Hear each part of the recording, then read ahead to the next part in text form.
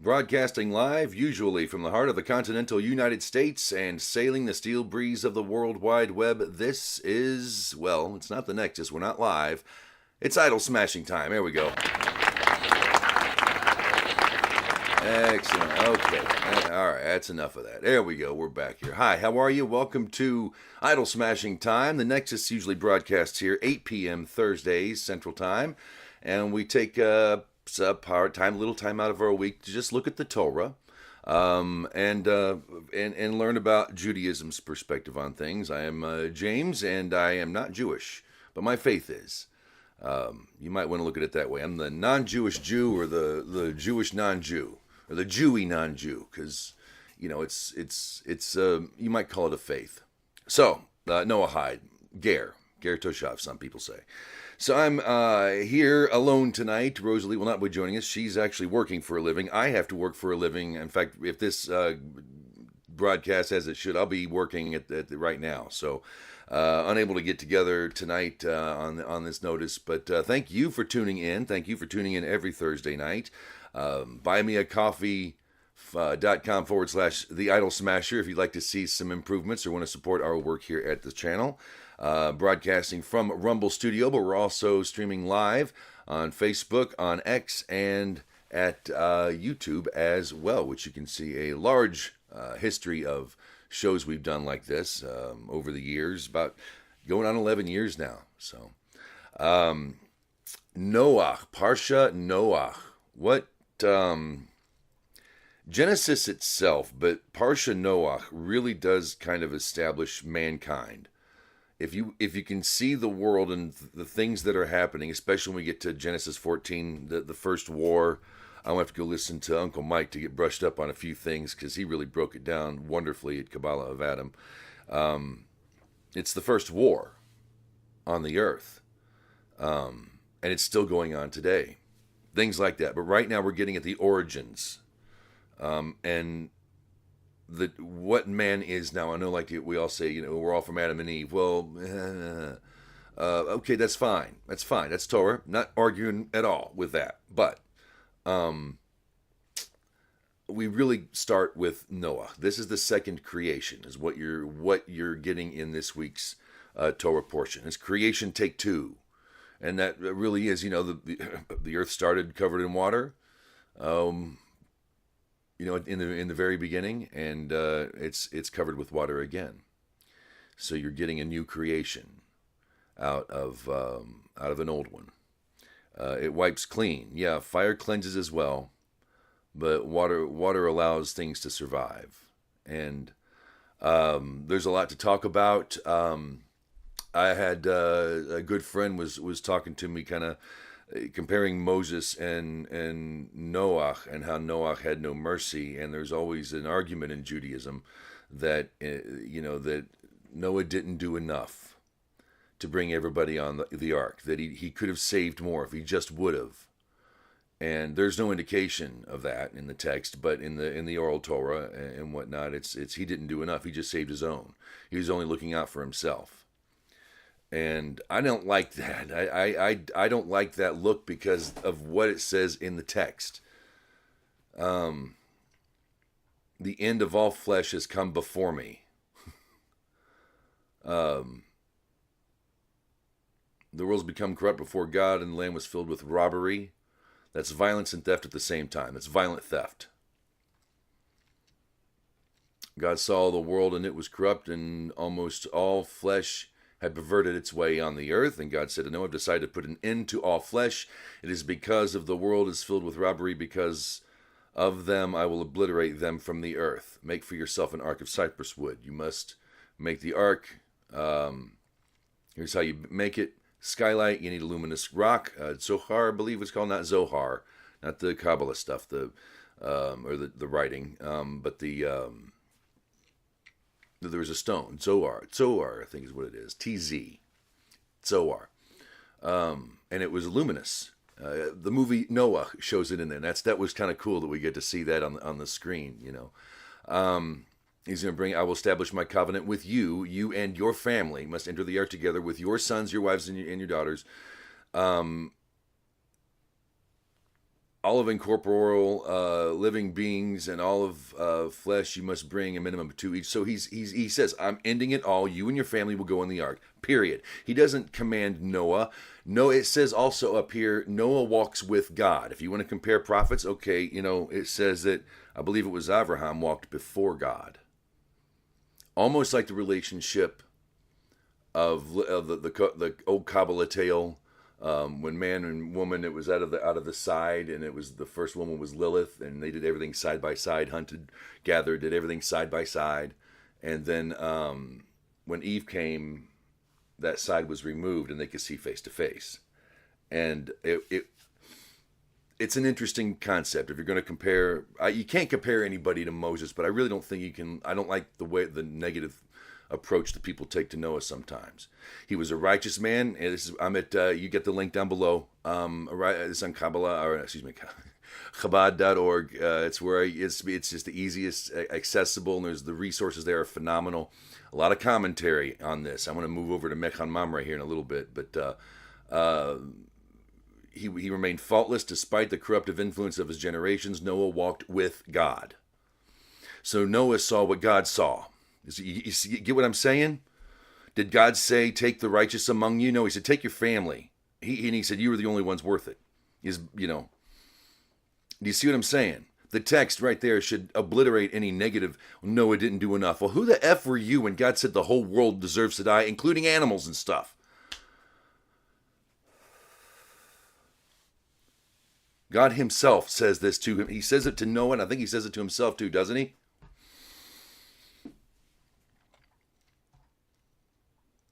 I'm ending all flesh.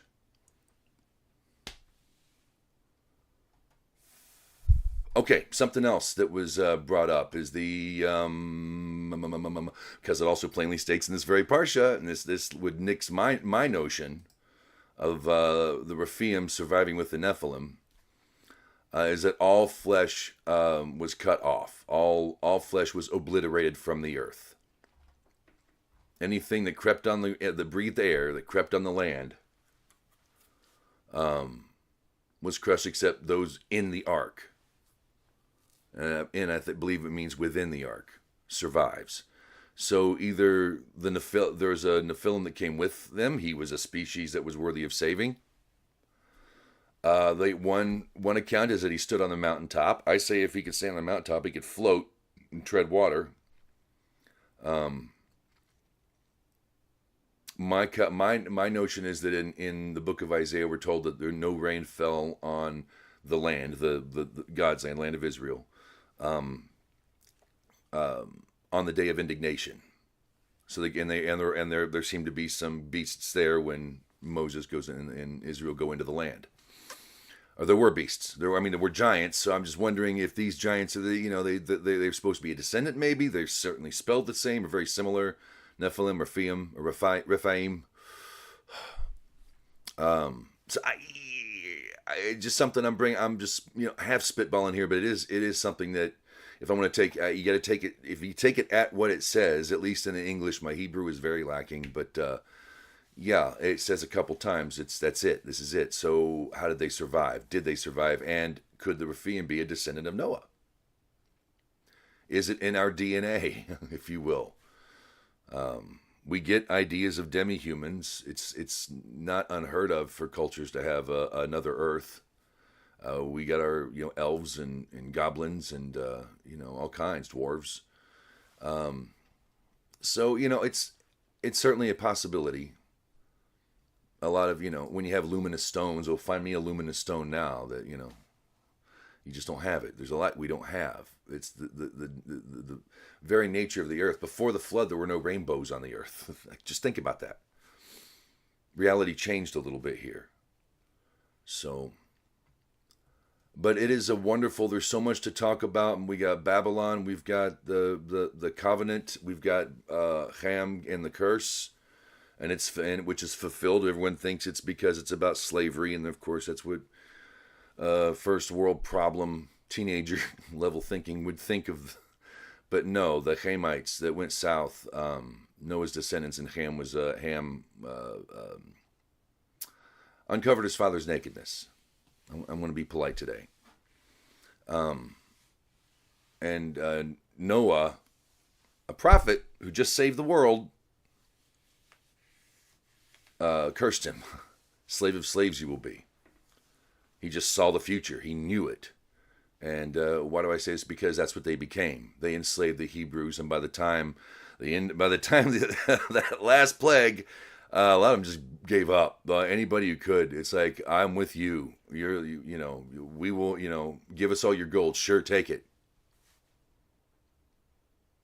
It was fulfilled in the Torah. Torah is a nice self-containing thing, an oracle, a sphere that has, you can begin anywhere but end nowhere. It's just wonderful. It's beautiful. And if you only knew what you've got there, my Christian folks, if only you knew you have that old stuff. I'm old too. I'm old, and I work around a lot of them whippersnapper youth types. And boy, I tell you, I forget I'm old. I don't even know I'm old. They're the ones who remind me I'm old all the time. I don't know I'm old. Torah doesn't know it's old. Okay. I'm being cute. Memes of the week. I have memes of the week. Now, I'm recording this on OBS. I'm obviously not at Rumble Studio today. So I have here a whole bunch of memes, and it's going to run, and I'm going to let it go. It's a slideshow. We'll see how it does today. All right, here we go. Meme of the week. Are we going to show this or what? We going to do it? Are we doing it? Are we not? Come on, y'all. All right.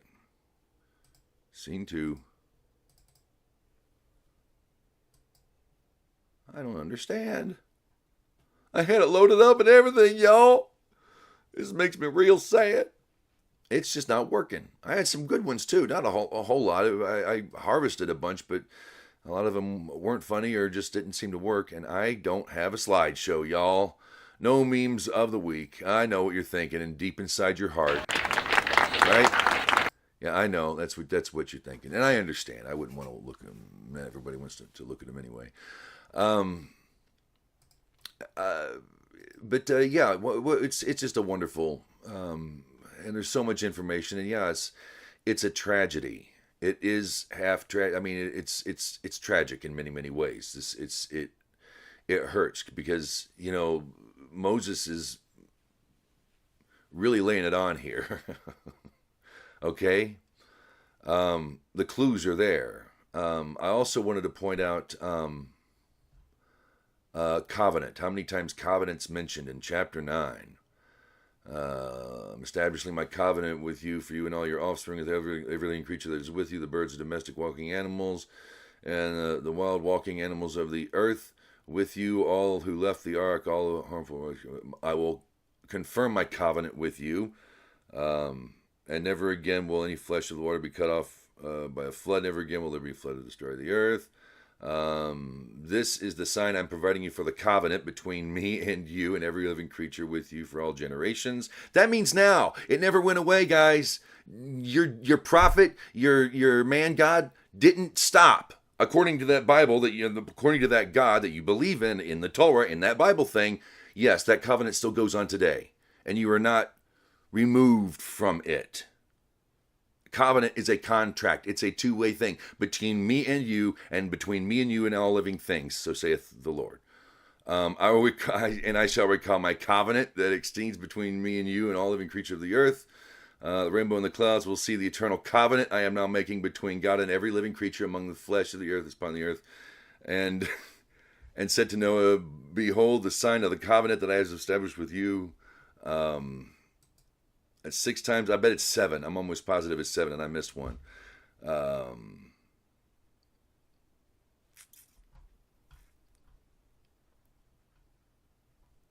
think I might have missed one. But he's laying it on thick. He's in your face. Why would he keep saying it over and over? There's a reason for it. 7 categories of universal principles that exist in Torah for all human beings. There's not a separate. They like to say, well, these are separate covenants. No. The priest lives by a bit different standard than the parishioners. Even every Catholic and Orthodox on the earth understands this. Even in evangelical, the pastor has to live a certain... He has to live a better life. He has to live a more restricted life. You expect that of a leader. The military is far more freaking disciplined than I am at my job. Although I'm often called, anyway, they have to be disciplined for a reason, for a purpose. The same thing with a priest or a medicine man or a shaman. Do you understand? But they're still bound by the same 7 principles anyway. They just have to go farther. They need more. This is the 7 laws. You Christians want to say it's a deception, it's deceit. It's not. Why would God say over and over, this is for you and for all generations till the end of the earth, for all time? Why? Why would he say that? How else does he judge good and evil? How has he judged good and evil before? God's not going to unjustly wipe out the earth. By what standard does God call things evil going forward from here, this point of the Torah out in the story, before we ever get to Sinai? What is evil? Why, if there was no standard, and why would God call it a covenant, a contract? Don't look at a rainbow and gaze, they say, because the rainbow is a reminder that the only reason why you're not dead right now is because I made a promise. You would deserve to die, in other words. I hate to say it like that, but it's the severest and harder hitting. Just something to think about. Something else in the law. I want to get our head out of the clouds. That's why we don't do that with the rainbow. It's there to remind you, and they can be pretty. But just remember, before, in the Garden of Eden, there were no rainbows.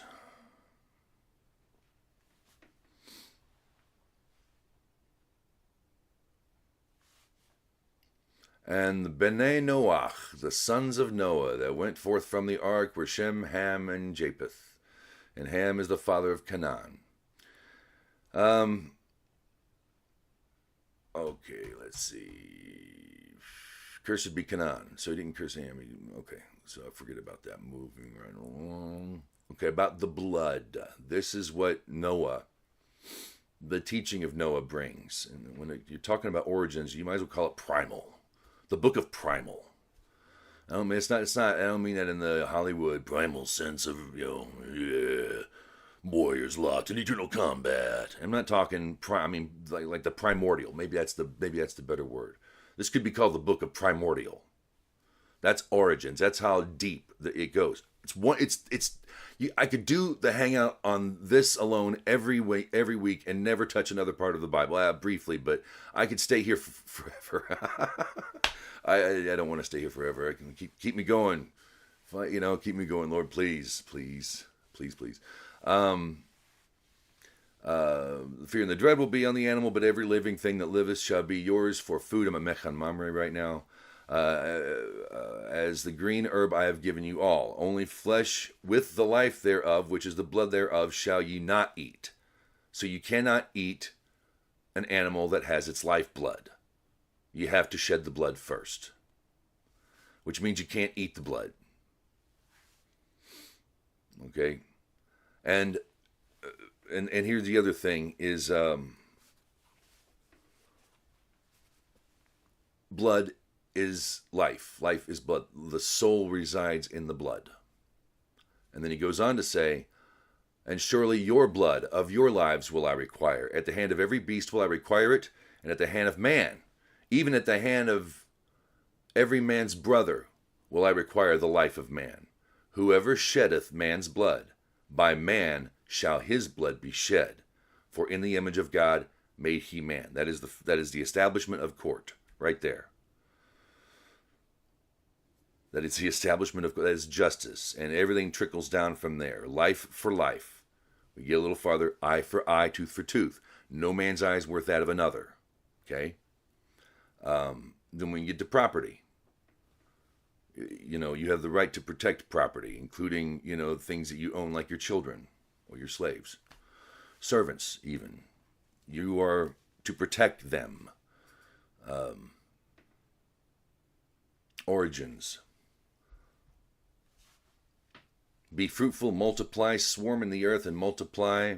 God spoke to Noah, saying, and to his sons with him, saying, as for me, behold, I establish my covenant with you and with your seed after you. There's where I missed. So,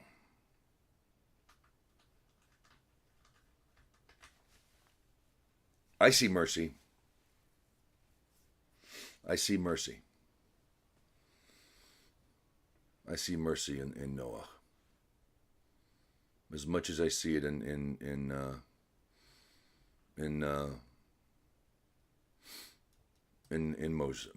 Moses. I see very much.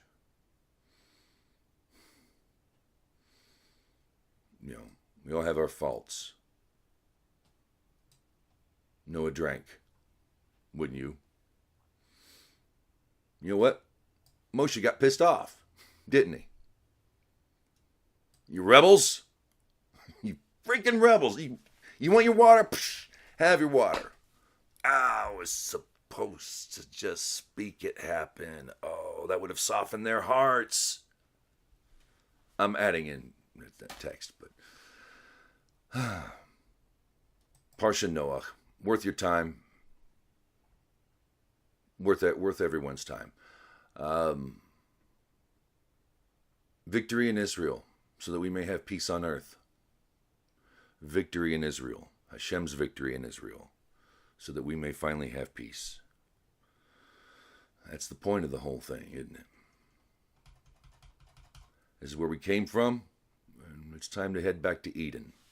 It's time for us to live in balance with our world and each other. We'll be death and taxes. We're human, but